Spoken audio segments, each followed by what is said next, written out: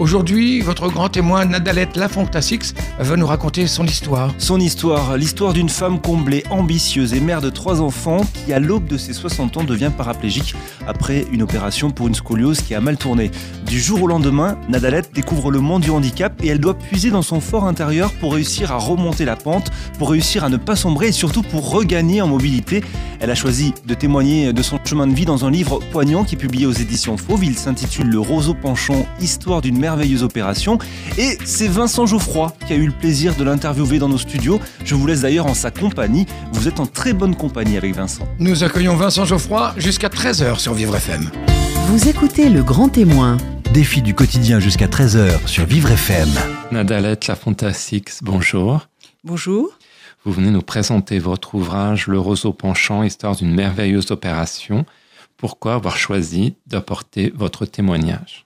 Dans la vie, il y a des moments qui sont des moments charnières de l'existence, où on se repositionne et où on a le choix, un choix qui est celui de tirer profit d'une épreuve ou de ne pas en tirer profit. Et je pense que dans ce qui m'est arrivé, j'ai décidé de tirer profit, ce qui était un petit peu aussi ma façon de vivre avant et dans mes croyances profondes. Et par conséquent, j'ai pensé que cette expérience, les ressources que j'avais mis en œuvre, pouvaient servir à d'autres et avaient peut-être une valeur qui dépassait mon témoignage. Vous racontez que vous avez subi une opération qui a changé votre vie négativement. Qu'est-ce qui s'est passé ? En fait, depuis ma plus tendre enfance, mais pendant un certain temps, puisque je n'ai été opérée qu'à 59 ans, j'ai souffert de problèmes de dos, comme beaucoup de gens. J'avais une scoliose qui, d'une petite scoliose d'adolescence, est devenue une scoliose vraiment dégénérative, arrivant à vivre avec, parce que j'étais beaucoup dans le déni de cette scoliose et que j'avais 1000 choses à faire sur lesquelles j'avais pas le temps de m'arrêter. Cette scoliose, à un moment, m'a rattrapée. J'étais arrivée à 73 degrés, je crois, de double scoliose, qui était quelque chose d'énorme. Et on m'a dit, il faut vous faire opérer. À partir de ce moment-là, la décision a été prise et l'opération a été mise en place. Et qu'en effet, j'ai vécu une épreuve particulière. Et vous n'aviez pas peur de cette opération ? Pour vous, c'était quelque chose de banal ? Ah non, j'avais pas peur. J'étais morte de trouille, mais je savais que je n'avais pas d'autre choix. Les médecins et les chirurgiens que j'avais vus m'avaient dit que ce genre d'opération n'était pas banal, mais qu'ils en faisaient plusieurs par semaine, et que c'était pas une affaire qu'ils savaient faire. Et en effet, ils n'avaient pas tout à fait décrit dans le détail les risques que je prenais. Et donc, ça a été un grand choc au lendemain de l'opération de me réveiller dans l'état où j'étais. On ne vous avait pas prévenu des risques ? On m'avait parlé, vous savez, d'en prévenir, il y a le fait de comprendre ce qu'on vous dit. On vous dit, oui, vous savez, madame, il y a des risques neurologiques. Alors, pour quelqu'un d'à peu près normalement constitué, qui dit, risque neurologique, je ne vais pas être tellement bien, je vais peut-être avoir un peu mal au dos, j'aurai les jambes un peu faiblardes, il peut y avoir une jambe qui fonctionne un peu moins bien. Mais jamais on m'a dit, tu sais ma fille, tu vas te réveiller, tu marcheras plus, tu seras paraplégique. Non, on m'aurait dit ça. Je ne sais pas ce que j'aurais fait, mais je l'aurais pris en considération. Et vous dites qu'avant cette opération, vous aviez une vie en or ? J'avais une vie en or, je m'en rendais d'ailleurs probablement pas compte, parce que vous savez, il y a 3 catégories de femmes, les emmerdeuses, les emmerderesses et les emmerdantes, et moi je fais bien partie des 3 catégories, donc je voulais toujours plus, j'étais exigeante avec moi, j'étais exigeante avec les autres, et j'avais une vie très très très très agréable. Bon, je suis mariée depuis 27 ans, j'ai 3 filles qui sont des chouettes filles, qui vont bien, j'ai un mari qui est sympa, j'ai un groupe d'amis absolument formidable, j'étais active dans des associations diverses et ondoyantes, dont des associations de femmes et autour de la diversité, je travaillais dans un grand groupe confortablement. Bon, c'est la vie d'avant, et j'étais libre. Vous étiez une femme engagée ? Oui, j'ai pas été engagée toute petite, hein, ça m'est pas tombé dessus dans l'enfance, mais au fur et à mesure que j'évoluais dans ma vie professionnelle en tant que femme, et notamment paradoxalement en travaillant pour un grand groupe américain, IBM, où on pourrait penser que peut-être on pourrait dire que c'est pas là que la conscience va s'éveiller. En fait, elle s'est éveillée probablement avec la maternité, où je me suis rendu compte que en travaillant beaucoup avec des étrangers, c'est-à-dire je travaillais au niveau mondial dans un premier temps, tout le monde n'était pas comme moi. Si je travaillais avec un Indien, c'était pas la même logique. Si je travaillais avec un Japonais, c'était encore une autre logique. Avec un Américain, c'était une autre logique. Avec un Anglais, une autre logique. Et de là, en fait, vous prenez en considération la diversité qui est d'abord culturelle, puis vous passez sur d'autres diversités qui sont celles qui sont évidentes pour vous, c'est-à-dire les diversités de la femme dans un milieu d'hommes, la diversité d'une femme qui est plutôt littéraire dans un milieu technique, et puis la diversité des cultures, des religions, des préférences sexuelles. Et IBM a toujours été très en avance là-dessus. Donc moi, ça m'a intéressé culturellement et émotionnellement. Et c'est vrai que depuis 10 ans, j'étais très engagée dans les assos de femmes, dans les assos aussi pour les femmes. J'avais monté un programme de mentoring avec le Professional Women Network et le Club du 21e siècle pour mentorer des jeunes femmes issues de la diversité multiculturelle qui avaient fait des grandes études, mais qui à un moment, à 35 ans, elles se retrouvaient avec une situation brillante et elles avaient des problèmes, disons, à se positionner avec un double plafond de verre, le plafond de verre qui est celui des femmes, mais aussi le plafond de verre dû à leur choix multiculturel ou à leur non-choix. Donc voilà, ça c'était des sujets qui m'interpellaient. Le handicap, je le côtoyais, mais objectivement, je n'avais jamais été active dans ces associations-là. Et vous ne vous étiez jamais vraiment préoccupé de vos problèmes de dos? Alors, je m'en préoccupais quand ça allait trop mal, c'est-à-dire que j'avais des hauts et des bas. Bon, de temps en temps, j'avais un éclair de conscience et je faisais pendant 1 an, 2 ans de la rééducation de façon forcenée. Et puis à d'autres moments, je laissais tomber l'affaire. Et puis je me disais, ah bah oui, je suis un peu fatiguée, il faudrait peut-être que je m'arrête, mais j'ai envie de voir tel copain, j'ai envie de voir telle expo. Et je me donnais un coup de pied dans les fesses, ce qui risque plus de m'arriver aujourd'hui. Et du coup, je continuais et j'aurais dû très certainement faire beaucoup plus attention à moi. Oui, mais non. Vous racontez dans le livre que vous aviez une relation difficile avec votre mère. C'est le moins qu'on puisse dire. Et c'est pas un livre de règlement de compte, mais il se trouve qu'en l'écrivant, ce livre, qui a commencé par, en effet, des tableaux d'hôpitaux, j'ai un peu réfléchi à moi. Ça m'a demandé un moment de me poser sur ma vie et je me suis rendu compte que, en fait, on est tous, quelque part, détraumatisés plus ou moins profonds de l'enfance. On s'en remet pas, ou on s'en remet d'ailleurs dans certains cas, et qu'en fait, cette enfance avec une mère qui ne me désirait pas et qui ne savait pas du tout exprimer son amour, qui savait par contre assez bien exprimer sa haine, m'avait appris des réflexes de survie qui étaient de me taire, qui ont été très vite de partir, qui étaient de faire rien à faire, tout va bien, je passe par-dessus tout ça. Et ça m'a servi pendant toute ma vie, c'est-à-dire que jusqu'à 58, 59 ans, me taire, faire comme si de rien n'était, et continuer, et dire, même pas en rêve, je continue, c'était des bons réflexes qui m'ont servi. Puis à un moment, ça m'a amené dans un tel déni de mon corps que ces réflexes n'étaient plus bons.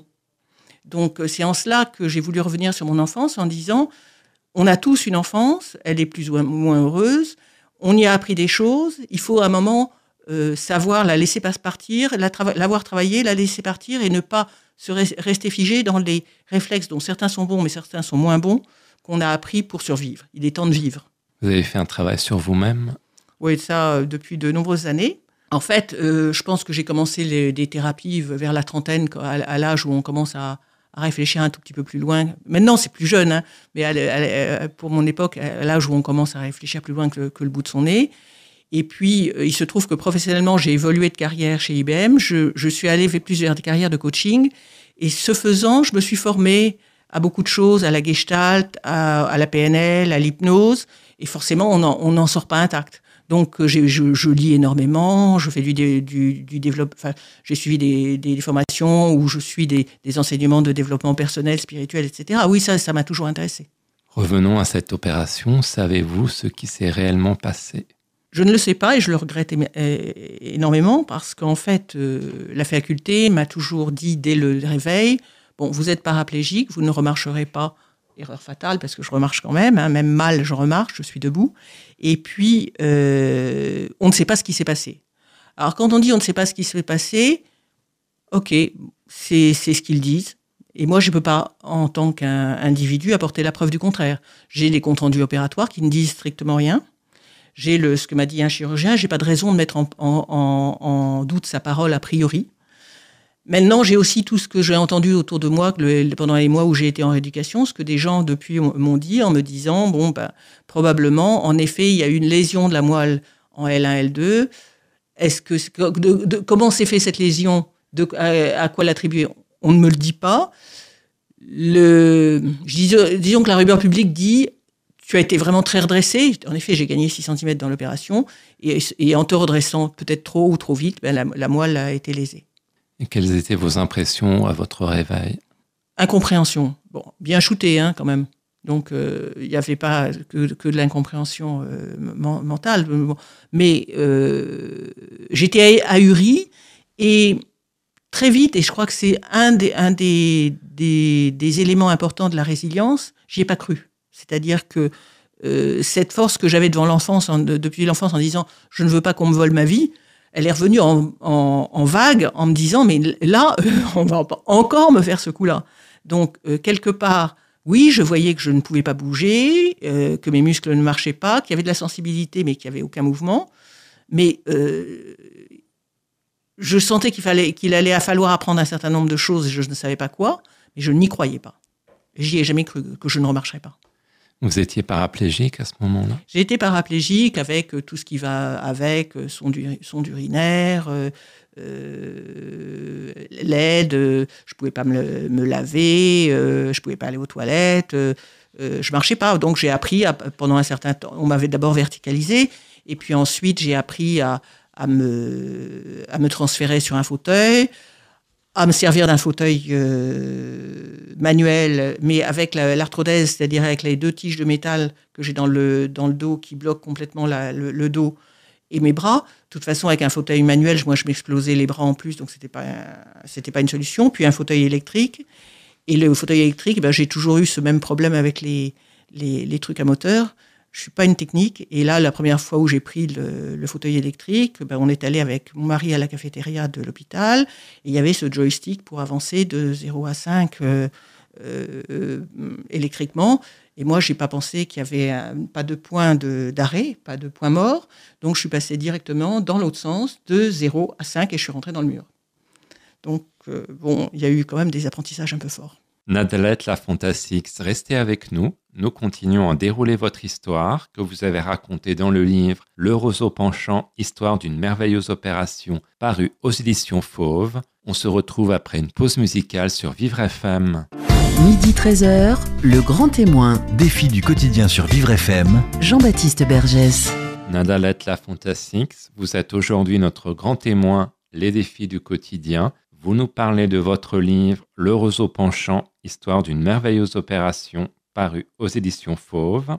Vous venez de nous raconter votre opération. Vous dites qu'à votre réveil, vous étiez à la fois éthéré et emmuré. J'étais éthérée. C'était ma première exposition vraiment à une maladie grave et à l'AREA. Et j'avais l'impression de flotter au-dessus de mon corps sans donner particulièrement métaphysique là-dedans, mais de regarder ce corps qui bougeait pas. Je ne pouvais rien faire et j'avais perdu toutes mes marques. L'AREA a duré quand même assez longtemps. J'étais intubée, ce qui était certainement une de mes plus grandes peurs. J'étais dans un état d'ahurissement et d'épouvante profonde et de peur profonde et seule. Parce que j'avais des visites de proches, mais les nuits et les jours sont longs à l'hôpital et j'étais seule. Et ça a été un moment, oui, très difficile. Vous n'aviez jamais pensé que vous pourriez avoir une perte d'autonomie? Je négociais avec moi-même, c'est-à-dire que je me disais, c'est pas grave en fait si je cours plus, parce que je cours pas déjà. Mais je pensais pas que j'arriverais à la perte d'autonomie que j'ai aujourd'hui. C'est-à-dire qu'aujourd'hui, oui, je suis debout, je marche avec une canne et je peux marcher à l'intérieur sans trop de problèmes s'il y a des murs ou des tables ou des objets pour me rattraper. Mais depuis 3 ans, j'ai pas été capable, parce que mes jambes lâchent avec les douleurs neuropathiques régulièrement, de prendre ma canne et de sortir seule pour aller au bistrot du coin prendre un café. Donc la perte d'autonomie et la perte de liberté, je l'ai pas heureusement, j'ai pas percuté dessus. Heureusement. Vous avez pu beaucoup récupérer malgré tout? J'ai récupéré quand même des choses essentielles. J'ai récupéré le fait de me doucher, d'aller aux toilettes toute seule, de me laver, de m'habiller quasiment seule. J'ai même passé mon permis de conduire handicapé cet été. Ça, c'est plutôt une bonne nouvelle parce que je conduisais pas très bien avant et que quelques leçons de conduite m'ont fait pas du tout de mal et que les routes de France sont beaucoup plus sûres maintenant que j'ai repassé le code, la conduite et que j'ai un équipement adapté pour handicapés. Il y a des choses qui vont, et je m'y accroche et j'en profite. Par contre, c'est vrai que mon autonomie, mon indépendance, ma capacité à découvrir. Je peux pas prendre un sac à dos et dire je pars le week-end marcher quelque part voilà ce qu'on connaît. Hein. Donc ça c'est frustrant. Et ce séjour en réanimation vous a beaucoup traumatisé? Ce séjour en réanimation, c'est amusant ce que vous dites, parce que hier, je parlais avec une amie anesthésiste et elle me dit tu sais, on ne se rend jamais compte quand on est dans ces services de réa de ce que pense le patient. Et c'est ce chapitre sur la réanimation, je voudrais le faire lire à tous mes étudiants, parce qu'en fait, en réa, il y a un autre temps, on est complètement livré, c'est-à-dire que c'est comme si votre corps n'existait pas, c'est comme si votre esprit n'existait pas. On est comme une poupée, comme un mannequin dont quelqu'un se sert. Et c'est un sentiment assez déprimant. Et en même temps, comme on est complètement impuissant, quelque part, on est obligé de s'intéresser à quelque chose. Enfin, moi, j'étais obligée de m'intéresser à quelque chose. Donc, je regardais les médecins, ce que racontaient les infirmiers, les aides-soignants. J'essayais de me raconter des petites histoires pour savoir comment était leur vie, qu'est-ce que je subodorais. Enfin, c'était bizarre. C'était très bizarre. Vous écrivez « L'incapacité est une petite mort sociale ». Alors ça, je le crois vraiment, parce qu'en fait, il y a très peu de gens autour de moi qui se rendent compte que c'est une souffrance quand on ne peut pas librement sortir dans la rue, que c'est une souffrance de ne pas pouvoir décider qu'on a envie de voir tel film ou qu'on a envie d'aller acheter 3 carottes et d'aller les acheter soi-même. Donc, c'est aussi une incapacité. Par exemple, moi qui étais très active dans mes associations de femmes, il faut pouvoir y aller, il faut pouvoir aller dans des endroits où il y a plein de monde. Ce qui veut dire qu'aujourd'hui, par exemple, je voudrais aller à un truc qui s'appelle le Parlement au féminin. C'est toute une intendance. Il faut que j'ai 4-5 copines qui soient prêtes à prendre le relais pour que je puisse aller aux toilettes, être assise, remonter, pas être bousculée dans la foule. Enfin bon, bref, c'est compliqué. Vous employez des mots forts, vous parlez d'un chemin de croix. C'est le judéo-chrétien qui remonte. Hein. Mais oui, c'est un chemin de croix, parce qu'en fait, quelque part, il y a les étapes, et puis, ce qu'on peut espérer, c'est qu'au bout, il y a la résurrection. Mais globalement, oui, il y a eu des moments très, très durs, et quand, après avoir pris en plein front le handicap même, enfin la paraplégie, et que quand je commençais à peine en mars 2015 à remarcher avec un déambulateur, et que sont arrivées ce que connaissent quand même beaucoup de gens handicapés, les douleurs neuropathiques, ce qui est un vrai sujet, là, on était quand même dans le moment où sous la croix, Jésus-Christ est retombé. Hein. Donc oui, c'est un chemin de croix. Vous avez souffert de très fortes douleurs. J'ai souffert et je souffre de très fortes douleurs. Des douleurs dues à l'arthrodèse, parce que normalement, quand on a ce genre d'opération, il faut avoir de très bonnes jambes. Là, sur les jambes, ça a été très léger. Donc, j'ai un dos bloqué, donc je sollicite énormément mes bras et mes épaules qui sont complètement explosés. Et là-dessus, sur les jambes, en dehors de leur faiblesse propre, est arrivé ce qu'on appelle les douleurs neuropathiques, qui sont très perturbantes, d'une part parce qu'elles font mal, et puis les syndromes des jambes sans repos, et parce que c'est douloureux, mais aussi très perturbantes parce qu'on ne peut pas les communiquer. Expliquez à votre entourage qui n'a jamais vécu ça ce que c'est. Moi, j'en suis incapable, et je ne crois pas qu'il y ait grand monde qui le sache. C'est pas communicable à quelqu'un qui n'en a pas. On peut en parler entre handicapés. Quand on se retrouve, on sait de quoi on parle. Donc du coup, il y a cette douleur permanente et elle est très fatigante. Vous vous décrivez comme une handicapée handicapante. Que voulez-vous dire par là? Le fait d'être handicapé, ça handicape aussi mon entourage, et que c'est une souffrance pour mes proches, pour ma famille, dans la mesure où la famille est un système, et que dans ce système, quand il y en a un des éléments qui faiblit ou qui n'a plus les mêmes capacités, ça empêche ou ça oblige les autres à modifier leur comportement et leurs habitudes, et ce n'était pas non plus leur choix. Et votre mari Jacques vous a beaucoup soutenu? Mon mari m'a beaucoup soutenu. Il a été d'un grand courage. Et c'était difficile parce qu'il avait acheté en quelque sorte, il y a 27 ans, une femme hyperactive qui l'agaçait certainement fortement dans son hyperactivité, mais qui assurait toute une série de choses. Et du jour au lendemain, pof, il s'est retrouvé avec une espèce de légume dans un lit, et puis il a eu à gérer tout ce que je gérais à la maison, et sans problème, parce que c'était ma façon de vivre, plus moi, plus les enfants, plus les dossiers administratifs, et venir me voir à Garches avec 1 heure de trajet tous les jours. Et puis quand je suis revenue à la maison, il a fallu tout me modifier dans la maison pour moi. Et là où on était 2 indépendants, amoureux, mais ayant chacun leur autonomie et contents de cette autonomie, il s'est retrouvé avec quelqu'un qui dépendait de lui et ce qui n'était pas son choix de vie. Vous écrivez que vous n'aimez pas le mot aidant. Pourquoi ? Alors je déteste le mot aidant. C'est pas que je l'aime pas, c'est que je le déteste profondément parce que je trouve qu'il est dévalorisant. Il est dévalorisant pour moi parce qu'il me met dans une position basse de quelqu'un qui est en train d'attendre de l'aide. Il est dévalorisant pour la personne qui est aidante parce qu'il fait beaucoup plus que de m'aider et ça le met dans une position que lui perçoit comme être un asservissement en tant que chauffeur, me faire des courses, de m'accompagner. Donc, c'est pas pour moi, il pourrait en parler d'ailleurs, mais c'est pas une position que j'aime. Et je dis oui, non. Il y a des aidants qui sont des aidants professionnels, qui sont les gens qui viennent m'aider envoyés par la PCH, la MDPH, etc. Mais mon mari, c'est mon aimant. Donc, si on veut que ce couple survive, il faut surtout pas que ce soit mon aidant. C'est mon aimant, c'est mon accompagnant, c'est mon amoureux. Cette position d'aidant est juste, pour mon couple, c'est pas supportable. Vous avez trouvé une nouvelle organisation de vie maintenant ? Je commence à avoir une nouvelle organisation de vie. Bon, j'ai lâché prise sur beaucoup de choses. Bon, je sais que, par exemple, comme je dors très difficilement avec les jambes sans repos, de toute façon, je ne vais pas être fraîche le matin. Donc, j'ai arrêté de vouloir être fraîche le matin. Donc, j'attends le matin d'être vraiment éveillée pour me lever et le faire à mon rythme. Donc, j'ai accepté aussi ce temps qui est différent. C'est-à-dire qu'en effet, là où je sautais dans une paire de chaussures et un jean en 5 minutes, là, il va me falloir 30-40 minutes pour arriver à boucler l'affaire.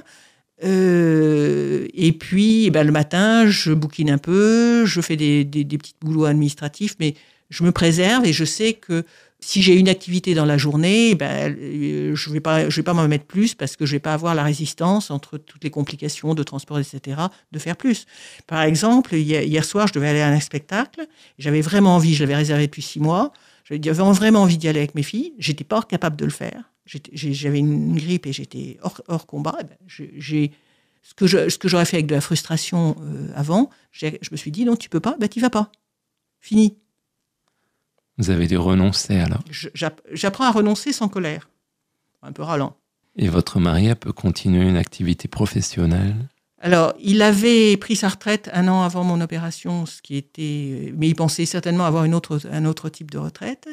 Et il dit et c'est la réalité qu'en effet, je suis un travail à temps quand même assez complet. Mais on a compris l'un et l'autre qu'il lui faut des espaces à lui et que ce n'a rien contre moi et que par conséquent, il faut qu'il ait des espaces de ressourcement. Pour lui, c'est faire du sport, c'est faire de la gym, c'est marcher dans Paris. Marcher avec moi, c'est du 2 à l'heure, donc c'est pas très fun. Donc il va marcher pendant des heures à Paris, dans des endroits où j'adorerais marcher aussi, mais ça va prendre un temps beaucoup trop considérable. Et où je me dépatouille, où je fais rien, où je fais autre chose. Mais bon, voilà. On essaie de retrouver un équilibre où il garde des espaces privés, où moi j'essaie d'en retrouver. C'est pas très très facile, mais l'écriture en fait partie. Et voilà. On réapprend. Nadalette Lafontaine-Sixte, restez avec nous. Nous allons voir comment vous avez surmonté cette épreuve que vous racontez dans le livre Le roseau penchant, histoire d'une merveilleuse opération paru aux éditions Fauve. On vous retrouve après une courte pause dans Le Grand Témoin, défi du quotidien sur Vivre FM. Midi 13h, Le Grand Témoin. Défi du quotidien sur Vivre FM. Jean-Baptiste Bergès. Nadalette, dans votre livre, vous parlez longuement de votre séjour de rééducation à l'hôpital de Garches. Qu'est-ce qui vous en reste ? Et il m'en reste plein de choses. Il me reste le fait que...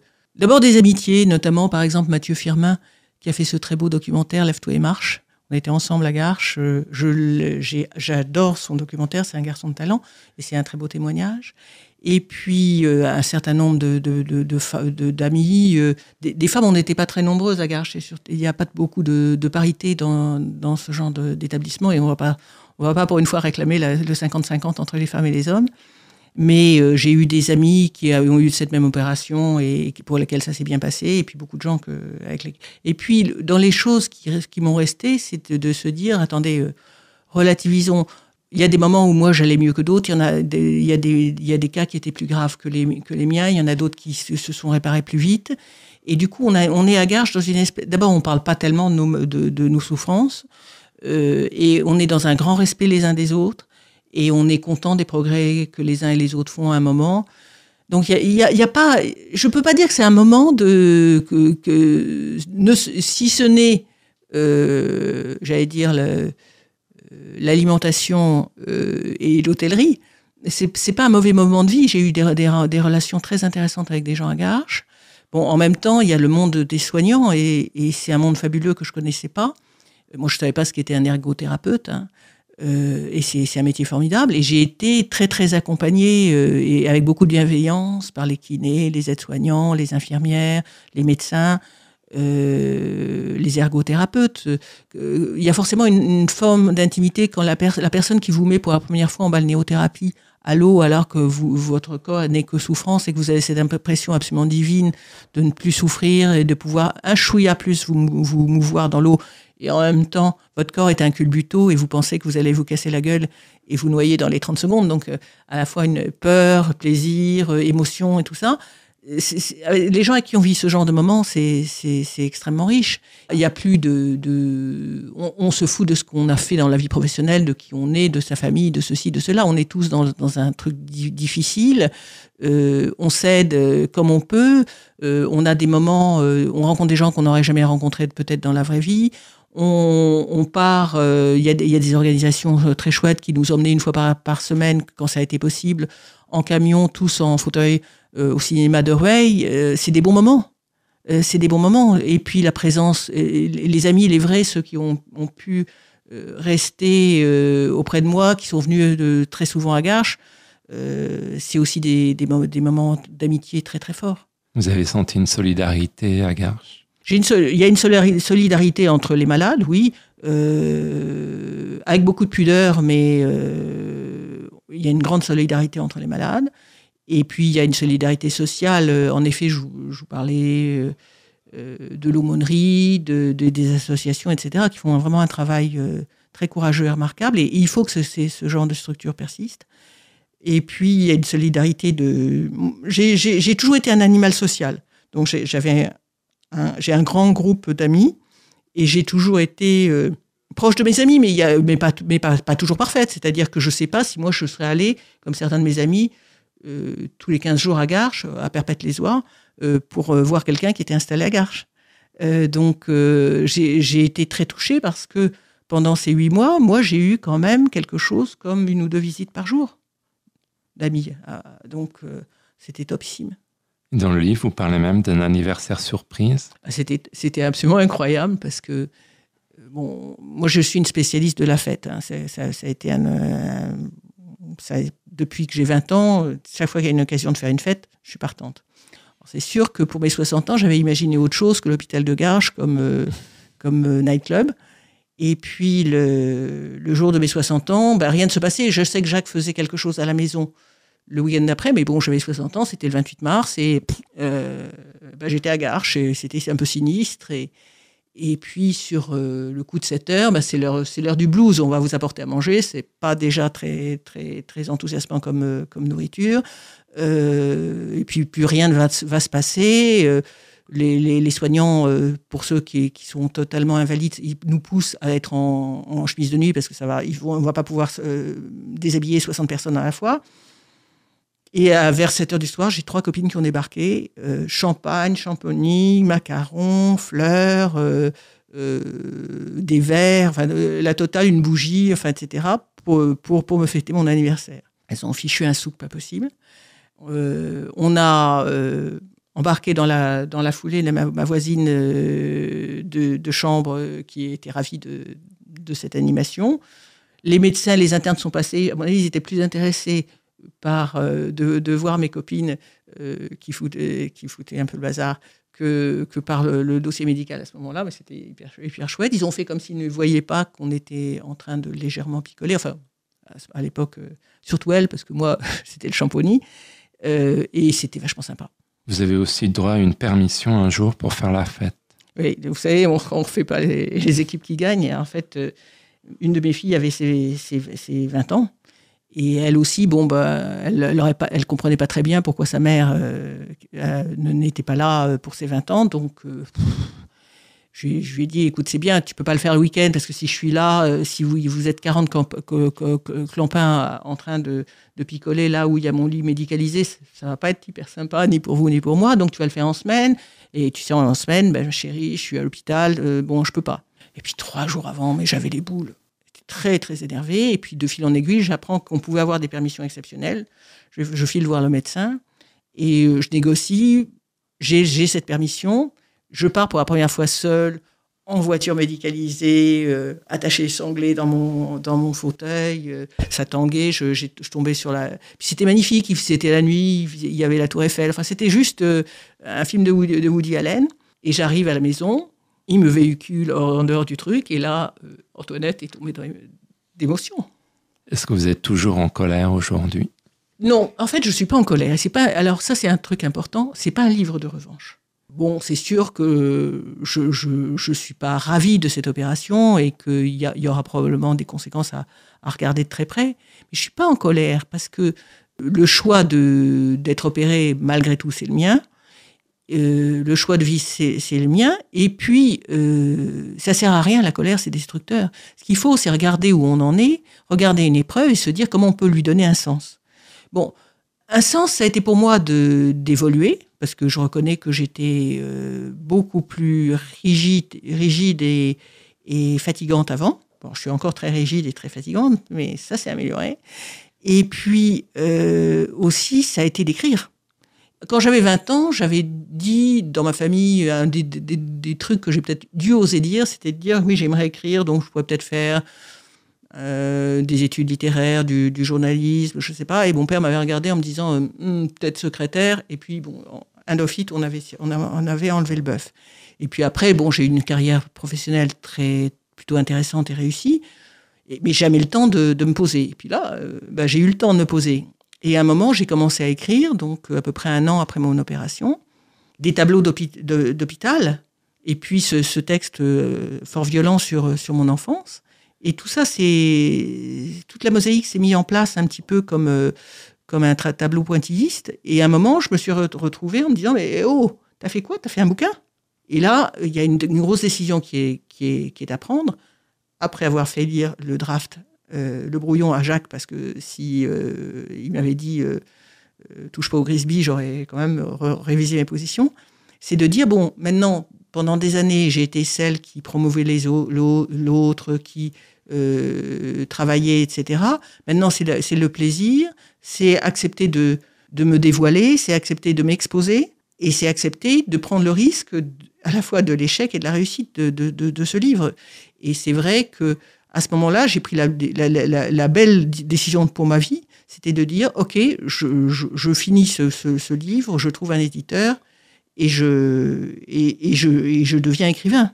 Vous avez décidé de ne pas porter plainte?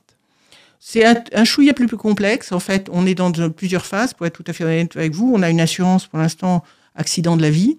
Et on regarde la façon dont ils vont ou non indemniser ce handicap. Je ne suis pas certaine complètement que les assureurs aient pour but d'indemniser complètement les gens. Donc j'attends pour l'instant d'en avoir la preuve ou de savoir si c'est une assurance alibi.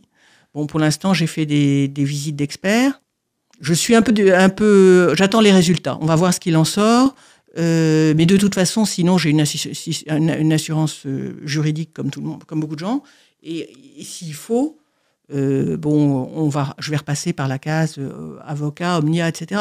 Mais j'avais pas envie de m'en occuper pour l'instant. C'est-à-dire que on peut pas être sur tous les fronts. Est-ce que vous avez d'autres projets d'écriture?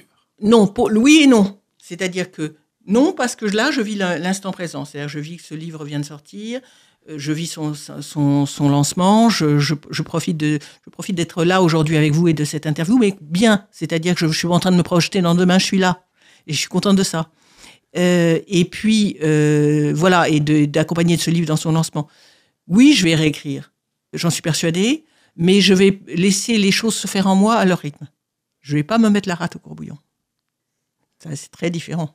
Donc on peut espérer pouvoir lire de nouveaux livres de Nadalette Lafontaine. Sans forcément passer par une opération pour pouvoir écrire un livre, oui. Vous avez trouvé une nouvelle vocation alors? J'ai trouvé en fait une vocation que j'avais et que je n'avais pas osé mettre en place. Et c'est là, on parle souvent de bénéfices cachés. Et c'est le bénéfice caché de l'épreuve. C'est-à-dire qu'en effet, ça m'a donné le temps et l'énergie de me consacrer à l'écriture. Et le retour que j'ai à la fois sur le témoignage, sur un plan résilience, mais aussi sur le témoignage, sur un plan écriture, il est quand même excellent. Il me donne toutes les raisons d'espérer. Merci beaucoup Nadalette. Je rappelle, votre livre s'appelle Le roseau penchant, histoire d'une merveilleuse opération, aux éditions Fauve. Merci beaucoup pour votre témoignage.